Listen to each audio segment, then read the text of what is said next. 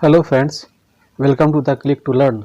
आज 25 मई 2021 है और आज हम लोग इस वीडियो में 23, 24 और 25 मई 2021 की जितने भी इम्पोर्टेंट करंट अफेयर्स हैं उसके बारे में डिस्कस करेंगे। और मैं इसके साथ ही बहुत सारी इन्फॉर्मेटिव जानकारी भी दूंगा, इसलिए आप लोग इस वीडियो को लास्ट तक देखें और ज़्यादा से ज़्यादा लाइक करें, शेयर करें और सब्सक्राइब करें। चलिए पहला क्वेश्चन देखते हैं। हाल ही में भारत के किस नौसेना पोत को सेवा से हटा दिया गया है?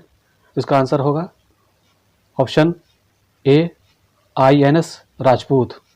भारतीय नौसेना के पहले विध्वंसक पोत INS राजपूत को 41 साल की सेवा के बाद 21 मई 2021 को नौसेना की सेवा से हटा दिया गया है। काशिन श्रेणी के इस पोत का निर्माण सोवियत संघ ने किया था और इसे मई 1980 को नौसेना में शामिल किया गया था। कोरोना के चलते INS राजपूत के रिटायर होने पर विशाखापत्तनम के नेवल डॉकयार्ड में एक छोटा समारोह रखा गया था। नेक्स्ट क्वेश्चन देखते हैं। हाल ही में समुद्र अवलोकन उपग्रह हायांग 2D का सफलतापूर्वक प्रक्षेपण किस देश ने किया है? इसका आंसर बी होगा चीन। चीन ने एक नया समुद्र अवलोकन उपग्रह हायांग 2D का सफलतापूर्वक प्रक्षेपण किया है।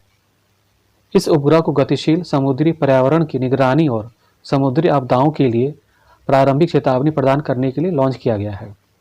इस उपग्रह को लॉन्ग मार्च 4B रॉकेट द्वारा उत्तर पश्चिम में जियोक्वान सैटेलाइट लॉन्च सेंटर से लॉन्च किया गया है।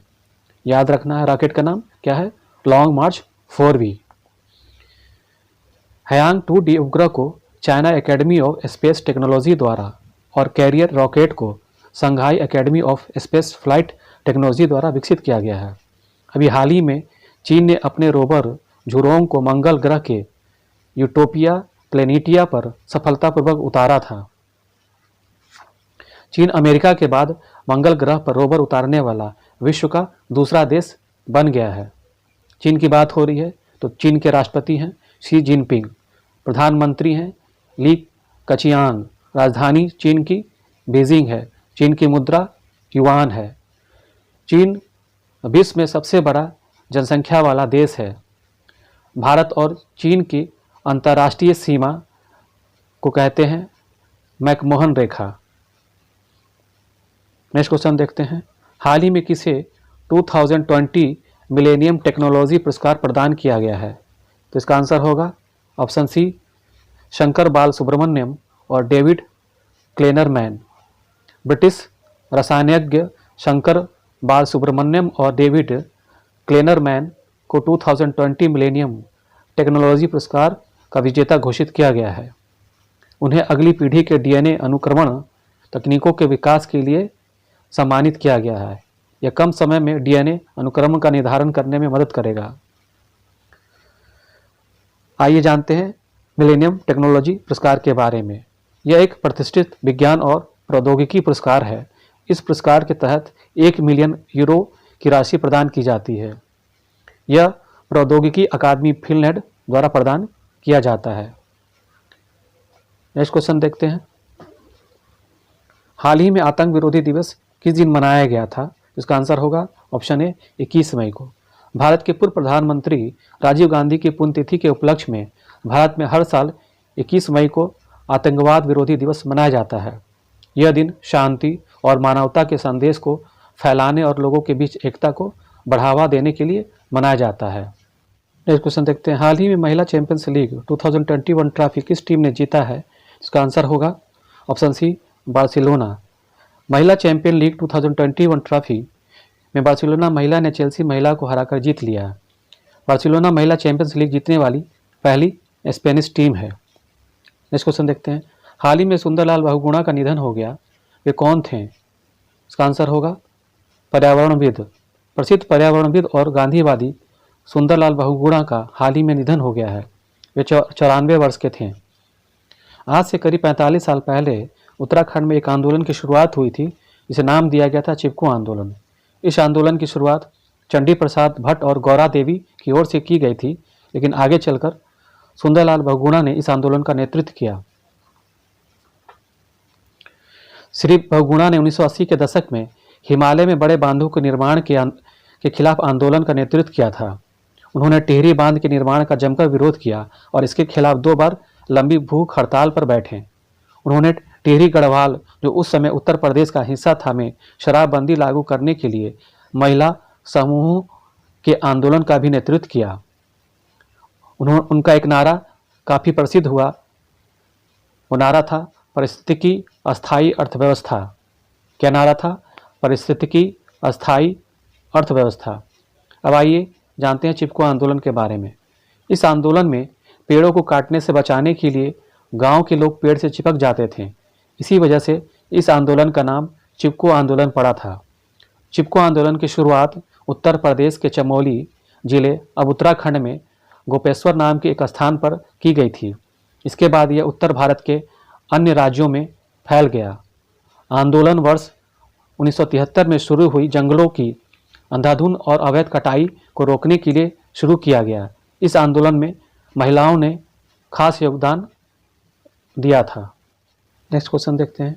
हाल ही में किस राज्य सरकार ने अमृत वाहिनी ऐप लॉन्च किया है? जिसका आंसर होगा झारखंड। झारखंड के मुख्यमंत्री हेमंत सोरेन ने अस्पताल के बेड की ऑनलाइन बुकिंग के लिए अमृत वाहिनी ऐप लॉन्च किया है। कोरोना के मरीज अमृत वाहिनी ऐप के जरिए अस्पताल के बेड ऑनलाइन बुक कर सकते हैं। इस ऐप से राज्य सरकार कोरोना वायरस से संक्रमित लोगों को बेहतर सुविधा मुहैया करा सकेगी। झारखंड की बात है तो झारखंड के मुख्यमंत्री हैं हेमंत सोरेन। झारखंड के राज्यपाल हैं श्रीमती द्रौपदी मुर्मू। झारखंड में बिरसा हरित ग्राम योजना शुरू की गई है। जल समृद्धि योजना शुरू की गई है। वीर शहीद पोटो हो खेल विकास योजना लॉन्च किया गया है। इसके अलावा यहाँ पर बेतला राष्ट्रीय उद्यान स्थित है। यहाँ पर छोटा नागपुर का पठार भी स्थित है, जो खनिज पदार्थों की प्रचुरता के लिए प्रसिद्ध है। यहाँ पर कुछ लोक नृत्य भी हैं, जैसे छऊ, सरहुल, डांगा, जटजाटिन और सोहराई। नेक्स्ट क्वेश्चन देखते हैं। हाल ही में जगन्नाथ पहाड़िया का निधन हो गया है। वे किस राज्य के पूर्व मुख्यमंत्री थे? तो इसका आंसर होगा राजस्थान। कांग्रेस के वरिष्ठ नेता और राजस्थान के पूर्व मुख्यमंत्री जगन्नाथ पहाड़िया का कोविड-19 के कारण निधन हो गया है। वे 1980-81 के बीच राजस्थान के मुख्यमंत्री रहे थे। इसके अलावा वे हरियाणा एवं पंजाब, हरियाणा एवं बिहार के पूर्व राज्यपाल भी रह चुके हैं। राजस्थान की बात है तो राजस्थान के मुख्यमंत्री हैं अशोक गहलोत। राजस्थान के राज्यपाल हैं कलराज मिश्र। राजस्थान की राजधानी जयपुर, इसे गुलाबी शहर के नाम से भी हम लोग जानते हैं। राजस्थान क्षेत्रफल की दृष्टि से देश का सबसे बड़ा राज्य है। इसकी संपूर्ण पश्चिम सीमा पाकिस्तान को छूती है।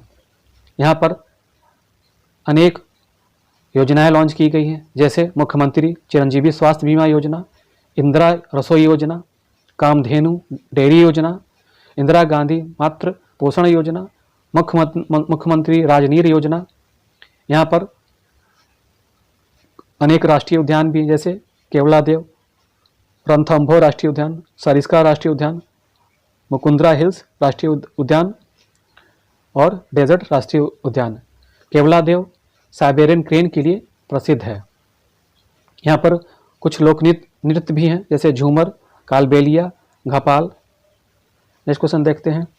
हाल ही में किस फिल्म अभिनेत्री ने अपनी आत्मकथा सच कहूँ तो लॉन्च करने की घोषणा की है? इसका आंसर होगा नीना गुप्ता।